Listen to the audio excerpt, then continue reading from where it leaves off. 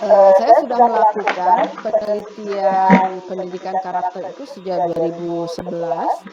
Nah, teman-teman bisa cek di Google Form saya, mungkin hampir 80% penelitian dan publikasi itu di bidang pendidikan karakter. Sisanya tentang pendidikan secara umum, tapi sebagian besar memang pendidikan karakter. Kembali kepada pertanyaan tadi, apa sih karakter? Kenapa menjadi sangat happening? Kenapa menjadi booming? Kenapa semua orang membicarakan? Kenapa pendidikan karakter sampai presiden langsung mengeluarkan Perpres nomor 87 2017 ya. Kenapa ada Permendikbud tentang karakter, kenapa ada KMA untuk penguatan karakter. Jadi landasan hukum tentang pendidikan karakter ini sangat kuat. Jadi dari sisi landasan yuridisnya, landasan hukumnya itu pendidikan karakter itu sangat kuat karena masuk dalam kurikulum pembelajaran di sekolah.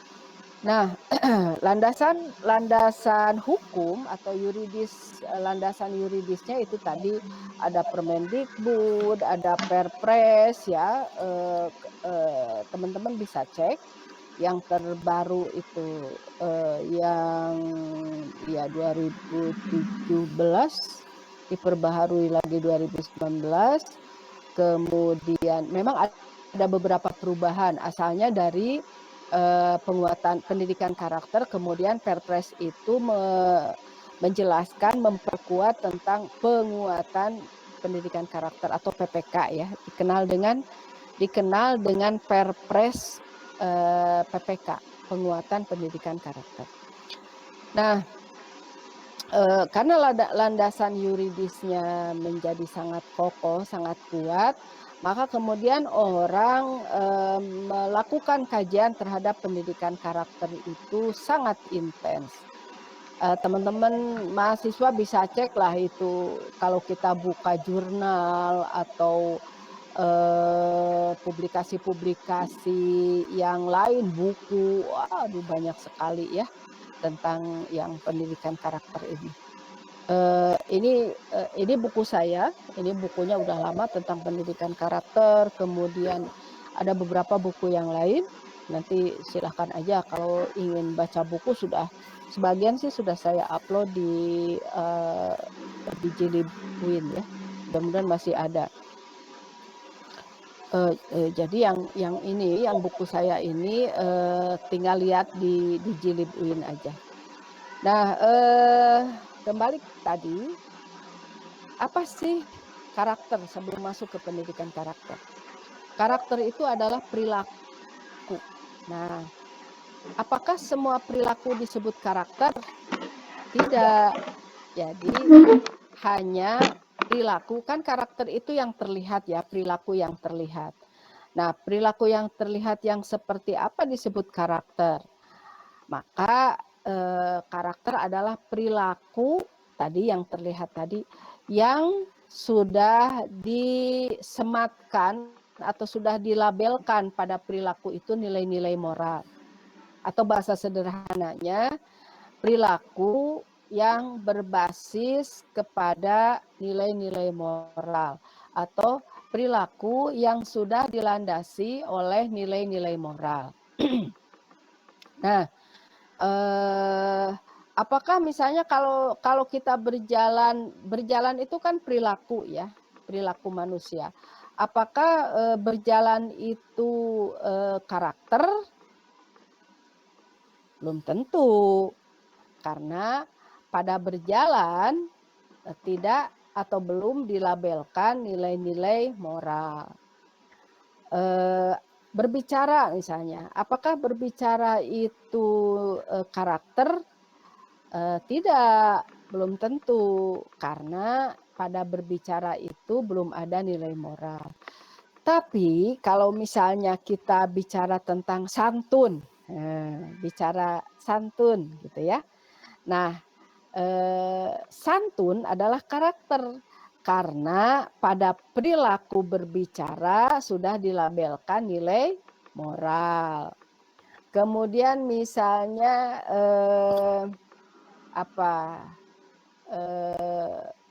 menulis gitu ya. Menulis itu perilaku. Apakah menulis itu karakter? Tidak. Belum disematkan pada menulis itu nilai-nilai moral. Nah, apa saja kalau begitu perilaku yang sudah didasarkan pada nilai moral dan itu karakter. Nah, misalnya kejujuran, kedisiplinan gitu ya, tanggung jawab. Itu kan ada 18 jenis nilai karakter. Nah, teman-teman nanti bisa lihat bisa cari Kemendikbud itu sudah merumuskan 18 jenis nilai karakter. Nah, itu yang disebut karakter. Artinya misalnya dari 18 jenis itu yang pertama adalah religius. Nilai-nilai religius. Artinya perilaku yang didasari atau berdasarkan kepada nilai-nilai agama. Misalnya tadi keimanan, kesalehan, ya, berbuat baik. Nah, itu nilai-nilai agama. Nah, maka perilaku religius adalah menjadi perilaku karakter. Kemudian jujur misalnya. Jujur itu adalah perilaku karakter. Karena pada perilaku jujur itu sudah ada nilai moral gitu ya. Jadi jujur kebalikannya berbohong, misalnya jujur kebalikannya cheating, jujur kebalikannya korupsi, jujur dan lain sebagainya. Jadi selalu ada nilai yang mendasari pada perilaku itu. Disiplin misalnya. Disiplin adalah perilaku yang sudah berdasarkan nilai moral karena di situ ada datang tepat waktu, kemudian disiplin, tanggung jawab, kemudian kebalikannya ya tidak disiplin, bekerja seenaknya dan seterusnya gitu ya. Jadi sudah ada nilai moral. Jadi sekali lagi bahwa perilaku adalah satu set perilaku itu ya seperangkat perilaku manusia yang sudah didasari oleh nilai-nilai moral gitu ya. Jadi apakah semua perilaku itu karakter? Tidak. Kalau dalam konsep karakter itu hanya perilaku-perilaku yang sudah didasari pada nilai moral yang tadi Kemendikbud merumuskannya ada 18 jenis nilai karakter.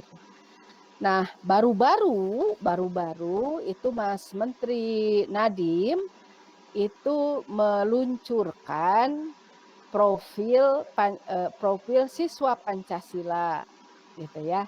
Nah, saya melihatnya profil siswa Pancasila itu adalah karakter yang harus dimiliki oleh siswa kita. Ada 6 indikatornya ya di situ. Nanti bisa dicarilah oleh teman-teman. Jadi Pancasila ada keanekaragaman global, kemudian apalah yang 6 di indikator itu. Nah itu juga konsep karakter yang diluncurkan. Artinya semua orang sekarang peduli bagaimana siswa-siswa kita memiliki karakter tadi gitu ya. Nah kalau begitu apa sih penyebabnya sehingga karakter itu menjadi center of attention atau pusat perhatian baik pemerintah, kemudian pemerintah daerah, perguruan tinggi, sekolah, guru dan semua stakeholder pendidikan. Nah, kita tahu bahwa sekarang ini fenomena, perilaku yang amoral, gitu ya, jadi kebalikannya ya, fenomenanya perilaku yang amoral, perilaku yang tidak berdasarkan kepada nilai-nilai moral itu pada, anak didik kita itu menjadi sangat mengemuka sekarang ini. Misalnya, anak muda sekarang mudah sekali, tersinggung, sensi, ya, kemudian, tidak bisa penyelesaian masalahnya itu instan gitu ya. Kalau sedikit frustasi bunuh diri, sedikit depresi bunuh diri, atau membunuh orang lain. Nah dulu 20 tahun yang lalu, pelaku kriminal itu dilakukan oleh orang-orang dewasa, dulu ya 20 tahun yang lalu. Nah sekarang, perilaku karakter itu bisa dilakukan oleh anak-anak. Banyak sekali kasusnya. Jadi kalau kita mau merunut kepada, bukalah, berita-berita di medsos, di dunia maya, di TV, di mana-mana sekarang ini, anak-anak. Jadi pelaku kriminal itu sudah semakin muda usianya. Anak SD sekarang bisa membunuh. Anak SMP demikian juga, anak SMA demikian juga. Jadi, pelaku kriminal yang dulu 20 tahun yang lalu itu orang dewasa, sekarang semakin ke sini semakin muda usianya. Kemudian, ketahan-malangan ya atau resiliensi dalam psikologi itu sedikit sekali dimiliki oleh siswa-siswa kita. Jadi, ketangguhan yang memang harusnya dimiliki oleh anak-anak muda generasi Z ini juga menjadi sangat berkurang. Bagaimana contohnya? Ya contohnya, tadi mudah rapuh, mudah patah, instan, hedon gitu ya. Nah sehingga, dunia maya itu menjadi dunia, tempat ekspresi kegundahan hati gitu. Tempat curhat yang, tempat yang subur untuk curhat gitu ya. Nah kemudian kekesalan, kemarahan, kekecewaan itu diungkap dalam media sosial yang sebetulnya itu adalah ruang terbuka ya, yang, memiliki dampak hukum, dampak sosial, dampak psikologis gitu ya. Dampaknya banyak sekali, tetapi itu menjadi ruang untuk, mengungkapkan segala kekecewaan. Nah itu bukti dari, faktor resiliensi atau ketangguhan, sebagian, tidak semua tentu saja, sebagian generasi Z ini dalam, mengungkapkan itu. Nah ini kan mengkhawatirkan karena, kalau positif nggak ada masalah, mestinya kan media sosial itu menjadi positif. Tetapi, sebaliknya, yang diungkapkan itu belum positif gitu ya. Misalnya, apa, apa saya sebutnya, kalau Tom Nicole itu seperti yang saya kemarin cerita itu kan, dunia maya itu membangun ruang dengung ya, ruang dengung. Jadi berdengung gitu ya. Nah, berdengung itu kan tidak ada proses dialog, tidak atau menafikan proses dialog. Nah, ini salah satu ruang yang dipakai oleh generasi muda kita, oleh siswa-siswi kita. Oleh karena itu, kalau misalnya, teman-teman mahasiswa lihat bahasanya, itu wah bahasa yang tidak pantas juga keluar semua di situ. Nah, sehingga survei dari apa itu,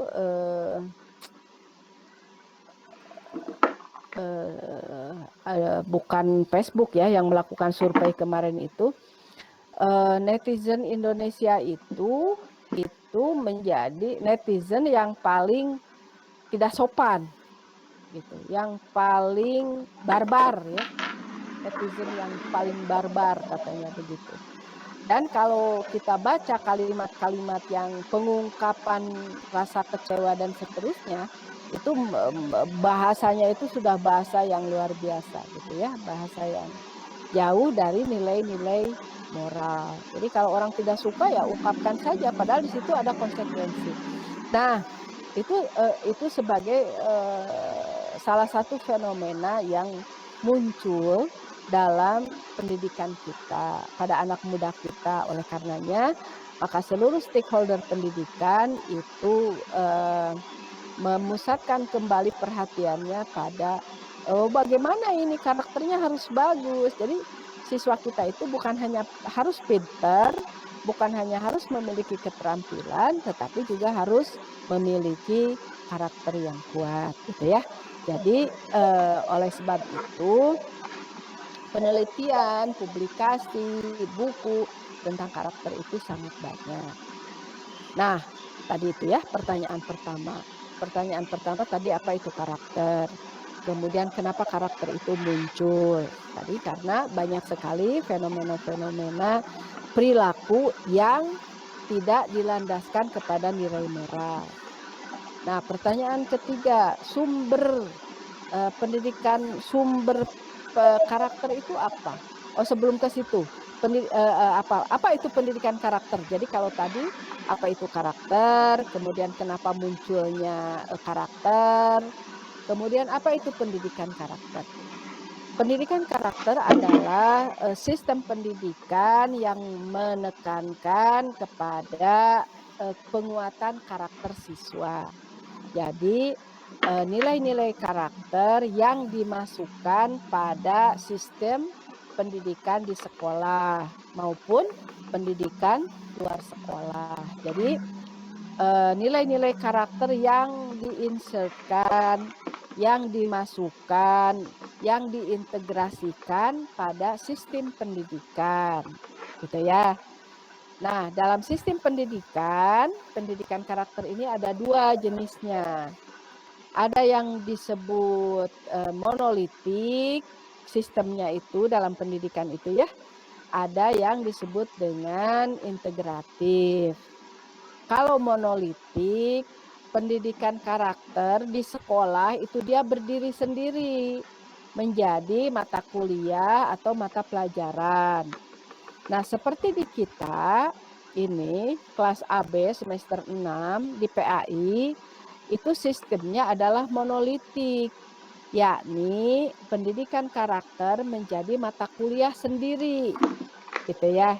Jadi dia berdiri sendiri sebagai mata kuliah.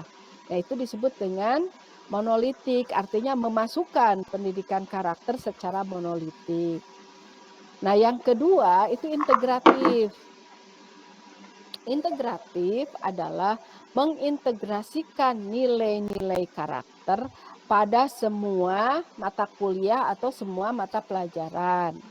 Nah, kalau di sekolah dari mulai SD, SMP, SMA, ya, MI, MTS, Alia, gitu. Nah, sifat atau pendekatan pendidikan karakternya bersifat integratif. Dia tidak membentuk mata kuliah atau mata pelajaran sendiri, mapel sendiri, tetapi nilai-nilai karakter diintegrasikan pada semua mata pelajaran. Nah, nanti sebentar teman-teman kan PPL ya, di ujung semester 6 ini nanti masuk semester 7 itu kan PPL. Nah, PPL itu nanti di RPS-nya, di RPP itu nanti ada K1 gitu ya, K2, K3, K4. Nah, K1, nilai-nilai K1 itu, nilai K1 nilai-nilai religius, nilai K2 itu nilai-nilai sosial, ketiga pengetahuan, K3 pengetahuan, K4 keterampilan. Nah, K1, K2 itu adalah nilai-nilai karakter dan itu harus ada pada semua mata pelajaran. Maka siapapun yang mengajarkan mata pelajaran apapun di sekolah, itu harus mengintegrasikan, menyatukan K1 dan K2-nya, yakni nilai religius atau nilai spiritual dan nilai sosial gitu ya. Nanti ketemu itu di PPL nanti semester depan sebentar lagi. Nah, jadi SD, SMP, SMA pendidikan karakternya bersifat integratif gitu ya. Sekali lagi artinya memasukkan nilai-nilai karakter pada semua mata pelajaran. Nah, tapi kalau untuk PAI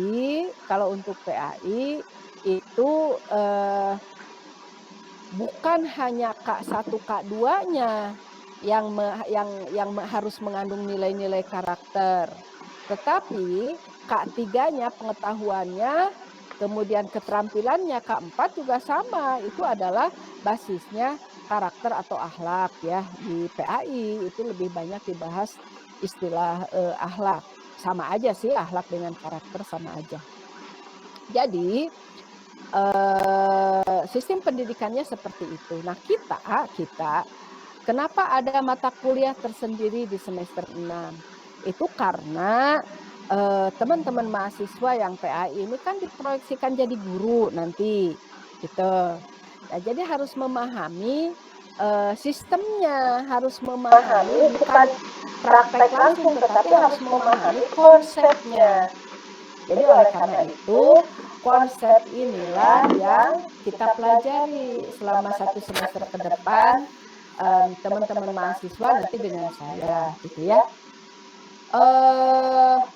Itu tentang sistem pendidikan pertanyaan ketiga. Yang keempat, pertanyaan keempat adalah apa sih sumber nilai dari pendidikan karakter? Nah, sumber nilai dari pendidikan karakter itu ada 4 gitu ya. Sumber nilainya. 1 sumber nilai, kan tadi ada 18 jenis nilai ya menurut Permendikbud. Kemudian kalau Ratna Megawangi itu ada 9 jenis nilai karakter dan seterusnya. Itu jenisnya. Nah, sekarang sumber nilai, jenis nilai itu sumbernya dari mana? Gitu. Jadi sumber nilai karakter berasal dari 4 sumber nilai. 1, sumber nilainya berasal dari agama.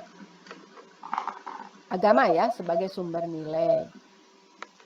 Nah, ini lumayan nih sudah 71 pesertanya.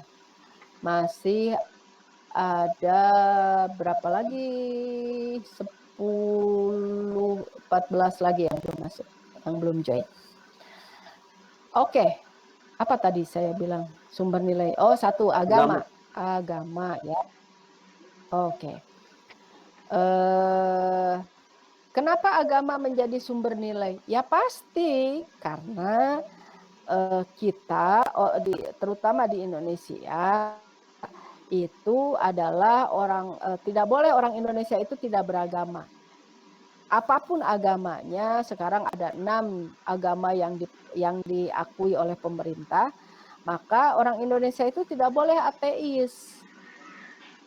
Jadi orang Indonesia harus beragama apapun agamanya gitu ya.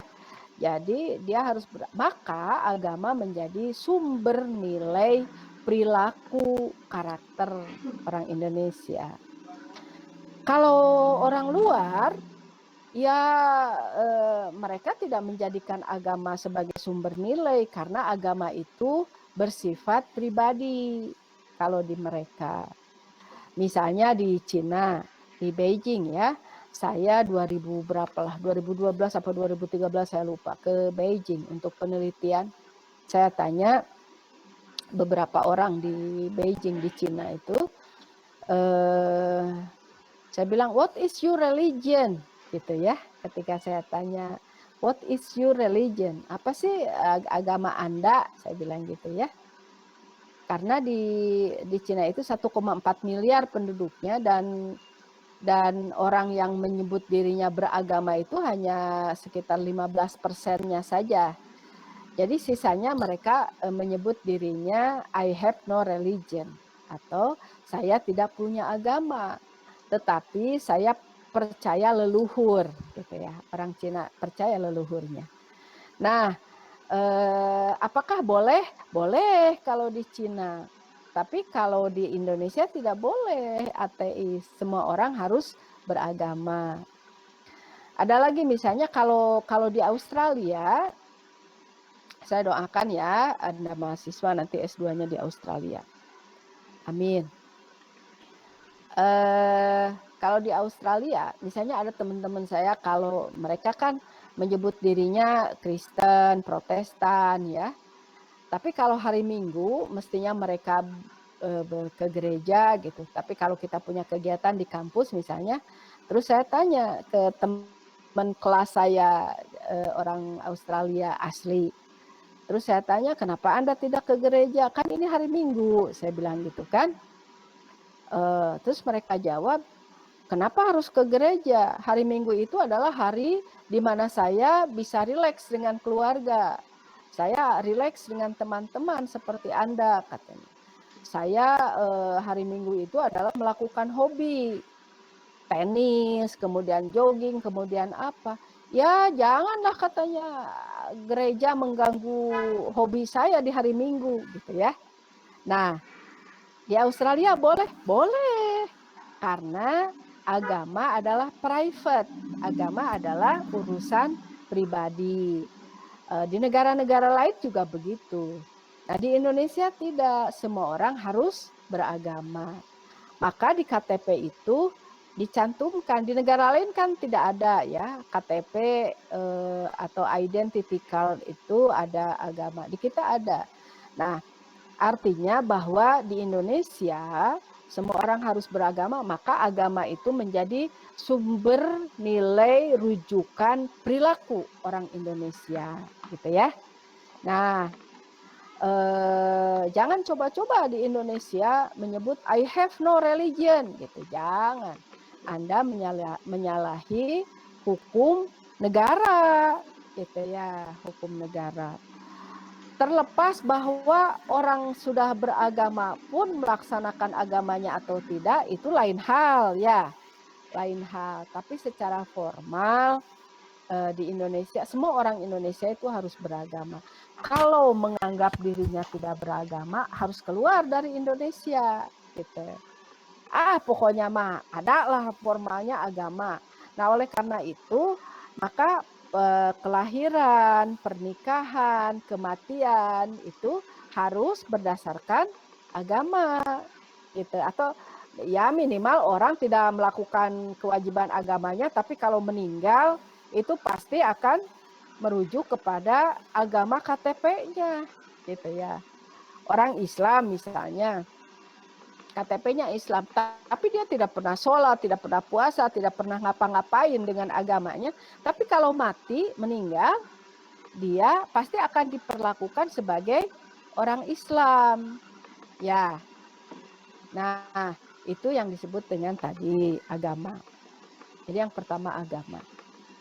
Yang kedua, berkurang lagi pesertanya pada kabur. Oh, tinggal ya pada hilang lagi. Ya oke lah, mungkin kuotanya habis ya. Jadi saya nggak akan lama-lama kalau begitu mah. Nanti kuota mahasiswanya pada habis. Kalau Google Meet dibandingkan Zoom, mana yang lebih boros kuotanya? Zoom. Zoom ya. Tapi Google Meet kan lebih hemat ya. Ya lebih hemat juga kalau nggak ada isinya kan nggak bisa ya. Iya, Makanya hemat-hemat dengan kuota gitu. Jadi jangan jajan terus, jangan beli baju terus, mending beli kuota. Lanjut ya. Tuh sampai di mana saya sampai lupa. Tuh ya. Sumber nilai 4 ya. 1 tadi apa? Agama. Yang kedua sumber nilai pendidikan karakter adalah falsafah negara. Nah, falsafah negara itu di Indonesia adalah Pancasila. Kenapa Pancasila menjadi sumber nilai dalam perilaku karakter orang Indonesia? Karena orang Indonesia itu dasar negaranya Pancasila. Oleh karenanya perilaku orang Indonesia harus berbeda dengan perilaku orang Australia, orang Amerika, orang mana lagi? Orang Cina, orang Malaysia ya. Karena Indonesia punya Pancasila yang 5 sila itu. Ketuhanan, kemanusiaan, persatuan dan seterusnya. Jadi orang Indonesia memiliki Pancasila, maka perilakunya harus moderat. Itu. Jadi tidak boleh orang Indonesia itu menjadi radikal, menjadi teroris, menjadi apa gitu ya. Karena Indonesia itu adalah kalimatun sawa, persepakatan atau kesepakatan seluruh orang Indonesia karena agama ada 6 agama yang diakui oleh pemerintah, maka titik temunya itu ada pada Pancasila, gitu ya. Yang ketiga, sumber nilainya adalah nilai-nilai budaya. Nah, nilai budaya ini di Indonesia kan budayanya beragam. Ada Batak, ada Sunda, ada Padang, ada Jawa, dan seterusnya. Nilai-nilai lokal ini menjadi sumber nilai karena memang masing-masing budaya itu memiliki nilai apa atau kearifan lokal yang berbeda. Misalnya nilai-nilai baik ya, nilai baik orang baik menurut orang Batak beda dengan orang Jawa. Aduh, gatal tenggorokan, tar dulu ya, saya mau ambil minum dulu sebentar.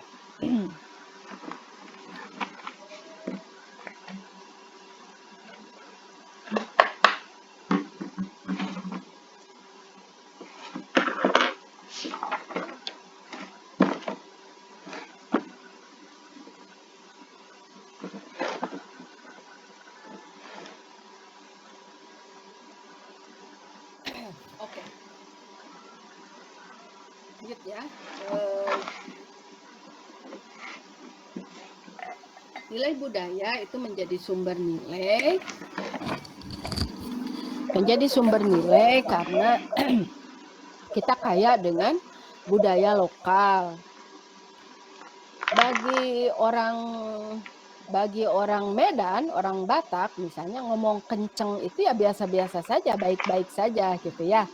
Tapi bagi orang Sunda mungkin menjadi tidak baik. Nah, itu tadi nilai budaya tadi. Jadi apapun dari manapun latar belakang orang itu harus dihargai dengan perilaku budayanya. Nah, nilai budaya itu misalnya dulu itu kan kekayaan kelebihan orang Indonesia itu karena gotong royongnya gitu ya. Itu nilai budaya itu. Jadi perilaku gotong royong adalah perilaku karakter yang bersumber dari nilai budaya. Karena kalau orang barat mah kan individualistis. Maka individualistis adalah nilai budaya mereka. Kalau Indonesia kan gotong royong, tadi nah itu nilai budayanya. Maka orang Indonesia harus gotong royong, bekerja sama dan seterusnya. Orang barat misalnya pacaran itu di tempat terbuka oke saja ya. Tapi kalau di Indonesia jangan, karena itu tidak sesuai dengan nilai budaya. Nah, teman-teman kalau misalnya di Australia, saya cerita Australia karena pengalaman ya. Di Australia itu kalau musim panas, kalau summer, mahasiswa itu ke kampus cukup pakai celana pendek, pakai kaos oblong gitu ya, bawa ransel, udah. Perempuannya mahasiswinya itu ke kampus pakai bra ya, pakai BH saja gitu ya. Pakai BH, pakai short pants yang sangat pendek gitu. Karena panas memang. Kemudian bawa ransel, tapi ranselnya penuh buku sih. Bawa ransel pakai sendal jepit gitu. Itu ke kampus itu begitu gitu. Nah, dan umum saja, dan mereka biasa saja karena memang nilai-nilai budayanya begitu. Tapi jangan coba-coba kalau di Indonesia gitu ya. Di Indonesia misalnya mahasiswi ke kampus UIN, jangankan pakai hot pants dan pakai bra gitu ya, nggak pakai kerudung aja mungkin menjadi persoalan kalau ke kampus setengah telanjang begitu ya, dilempari orang gitu ya. Kalau di Australia biasa aja kalau musim panas mah orang guling-guling di mana, di danau, di mana, di kampus, setiap kampus di sana rata-rata ada danaunya. Tuh kita juga punya tuh kolam. Nah belakang background saya tuh kolam. Nah mereka hampir semua kampus punya, kampus-kampus besar itu punya danau, dan mereka berguling-guling saja di situ dengan hanya menggunakan pakaian summer ya. Tapi semua orang begitu di sana gitu. Jadi itu karena dari nilai budaya. Tapi kalau musim dingin, wah musim dingin mah tertutupnya luar biasa. Ya karena dingin kan gitu ya.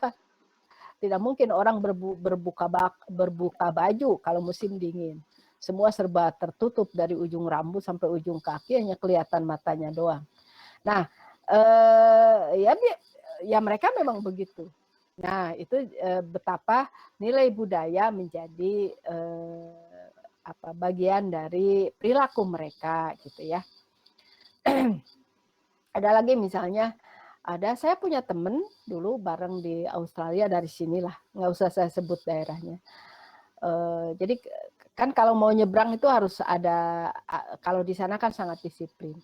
Tapi sambil menyeberang itu harus push the button, jadi buttonnya harus dipencet begitu. Jadi ada beberapa menit untuk nyebrang, karena tidak bisa nyebrang sembarangan, tidak bisa nyebrang sembarang waktu gitu ya. Kita harus ada disiplin. Nah, sambil nunggu lampu merah itu orang sana ya biasa aja peluk-pelukan, cium-ciuman gitu ya, yang mahasiswi atau orang anak-anak muda biasa aja gitu. Nah, ada teman saya orang Indonesia itu dipukul lah mereka kan, karena dianggap tidak sopan gitu. Jadi anak muda 2 orang sedang peluk-pelukan, cium-ciuman di lampu merah itu sambil nunggu lampu hijau. Dipukul sama teman saya itu karena dianggap tidak sopan. Baru-baru datang ya. Ya urusannya jadi polisi kan gitu. Jadi urusannya ke polisi karena itu adalah hak private mereka, hak individu mereka. Di sana tidak ada masalah karena memang nilai budayanya membolehkan seperti itu gitu ya. Nah itu itu yang ketiga. Yang keempat adalah tujuan pendidikan nasional. Tujuan pendidikan nasional itu menjadi sumber nilai di mana tujuan pendidikan nasional itu mengandung nilai-nilai universal gitu ya. Nah, jadi nilai-nilai universalnya yang menjadi sumber nilai. Misalnya kejujuran. Kejujuran itu ada pada semua agama, ada pada semua budaya, ada pada semua negara, ada pada semua bangsa. Nah, maka nilai kejujuran itu sudah menjadi nilai-nilai universal yang menjadi sumber nilai. Misalnya tadi yang saya sebut tadi ya di Australia tadi, kalau nilai budayanya beda, sangat beda banget bedanya gitu ya. Tapi kalau untuk urusan kejujuran itu wah mereka lebih hebat karena itu sudah menjadi nilai universal, nilai-nilai moral universal. Nah, kejujuran itu dimiliki oleh orang Indonesia, orang Australia, orang Jepang, orang mana saja. Dimiliki oleh bangsa-bangsa itu karena itu sudah menjadi nilai universal, kejujuran, kedisiplinan dan seterusnya. Satu saat misalnya saya lupa lah tahunnya. Dari Tokyo saya ke Hiroshima naik ballet train. Ballet train itu kereta cepat ya. Kan dari Tokyo ke Hiroshima itu ada museum Hiroshima yang tempat pengeboman Perang Dunia Kedua itu. Hiroshima dan Nagasaki ya di Jepang itu. Nah, saya ke Hiroshima itu sekitar 1000 kilometer. 1000 kilometer itu ditempuh hanya dalam 3 jam lebih sedikit pakai bullet train, kereta cepat. Indonesia Bandung akan segera katanya begitu, mudah-mudahan ya. Nah, teman saya itu karena saya berenam diundang oleh Mombuso, Kementerian Pendidikan dan Kebudayaan. Dan itu dulu waktu saya masih mahasiswa ya, teman-teman. Mahasiswa semester 5 dulu. Itu diundang oleh Mombuso mewakili generasi muda Indonesia. Nah, teman saya itu ketinggalan di kereta, ketinggalan koper baju. Karena sistemnya berbeda, jadi dia terburu-buru. Bingung kan sampai di Hiroshima itu, bingung dia ketinggalan kopernya di kereta itu. Kita beberapa hari di situ dan kemudian balik ke Tokyo ke hotel. Ajaibnya itu si koper yang ketinggalan di kereta itu sudah ada kembali di hotel di Tokyo, hotel kita di Tokyo. Saya kebetulan sekitar 1 bulan di situ ya. Di Tokyo itu kembali itu koper itu. Kenapa bisa kembali ke hotel itu? Karena teman saya hanya menggantungkan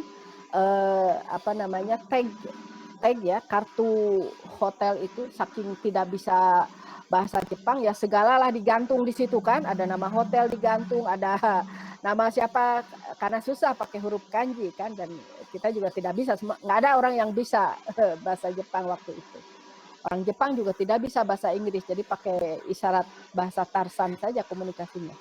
Nah, karena tidak bisa bahasa Jepang, jadi di segala digantung itu yang tag-tag itu ya, yang kartu-kartu yang tidak jelas juga digantung-gantung aja. Nah, tapi ada manfaatnya. Jadi rupanya yang menemukan itu mengembalikan ke hotel tadi. Jadi nilai kejujuran gitu ya, dimiliki oleh semua bangsa. Nah, kalau di sini kita ketinggalan koper, jangankan ketinggalan, yang kita pegang aja bisa direbut orang itu koper kan gitu. Nah, jadi nilai kejujuran itu menjadi nilai universal. Kemudian kedisiplinan, tanggung jawab itu sudah menjadi nilai universal. Oleh karena itu, walaupun perilaku setiap orang di setiap bangsa itu berbeda berdasarkan nilai budayanya, tetapi pada nilai-nilai universal, nilai-nilai karakter itu dimiliki oleh siapapun. Dan orang-orang yang sudah memiliki nilai-nilai karakter ini, maka negaranya akan maju, bangsanya akan maju, gitu ya. Misalnya, kenapa ada negara maju, ada negara tidak maju? Itu lebih karena mereka negara maju itu memiliki karakter unggul.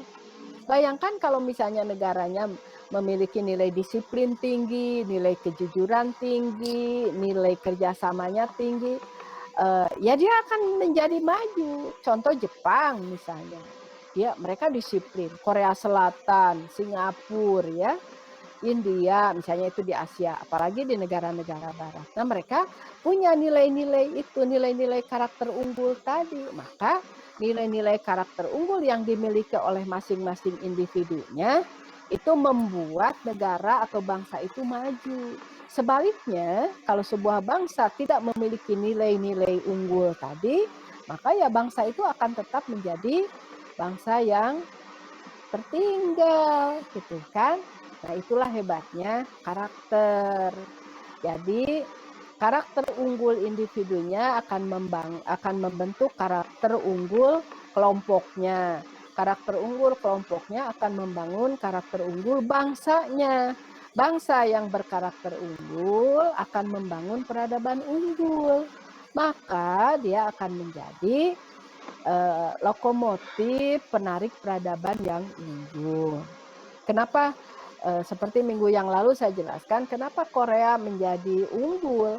Karena Korea memiliki nilai-nilai progresif, nilai-nilai unggul yang kemudian Korea sudah pada tingkat menyebarkan nilai-nilai itu.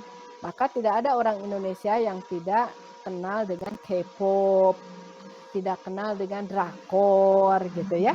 Nah, itu keberhasilan Korea mengekspor nilai-nilai karakternya, nilai-nilai budayanya pada bangsa lain.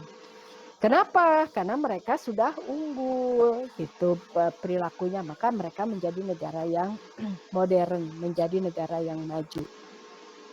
Pilihannya kalau Indonesia ingin maju, ya semua warganya harus memiliki karakter-karakter unggul. Jujur misalnya.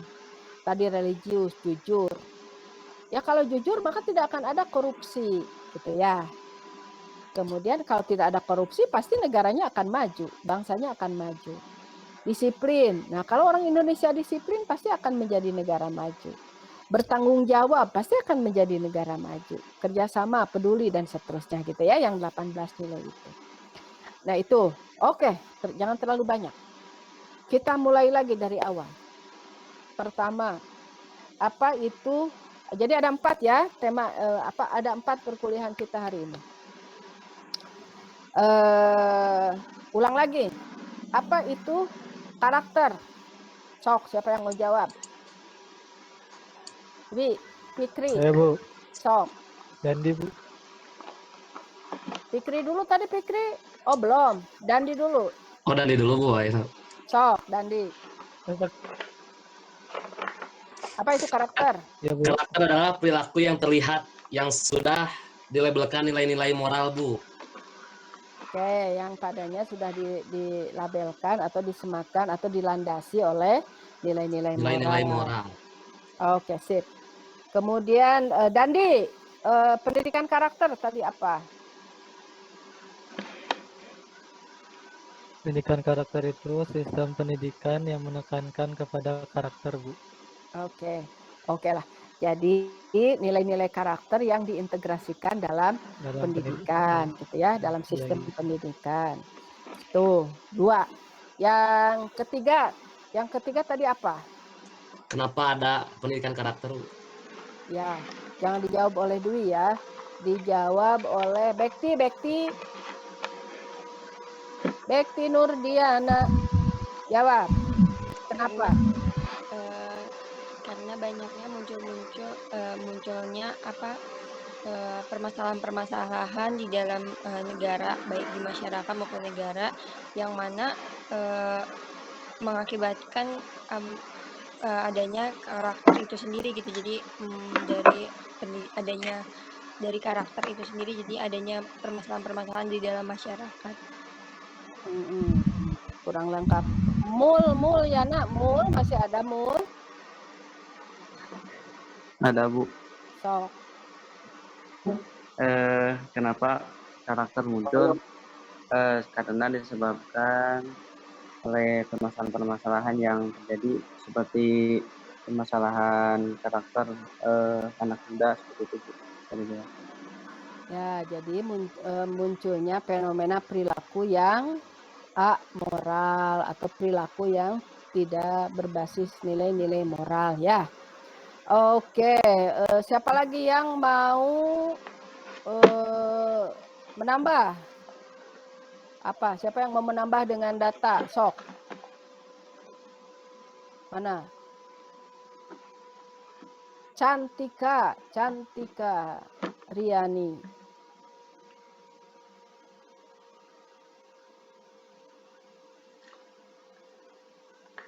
Ada cuma ngeklik doang. Oh, siapa lagi? Ahmad Risa.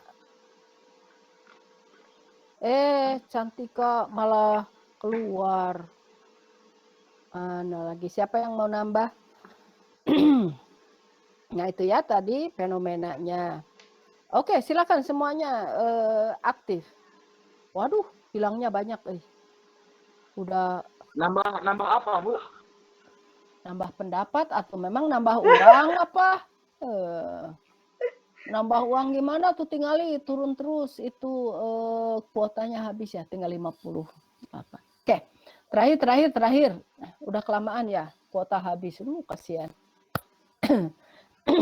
Bu, saya yang bertanya boleh Bu? Sok.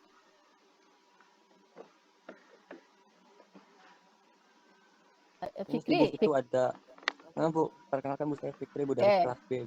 ingin bertanya perihal pendidikan karakter yang digagas sama tadi yuridis pemerintahannya Bu ya. Mhm. Nah Bu, itu tuh ada nggak Bu sekiranya yang digagas dengan pemerintah, tetapi itu buat penerapan di beberapa daerah itu bertentangan.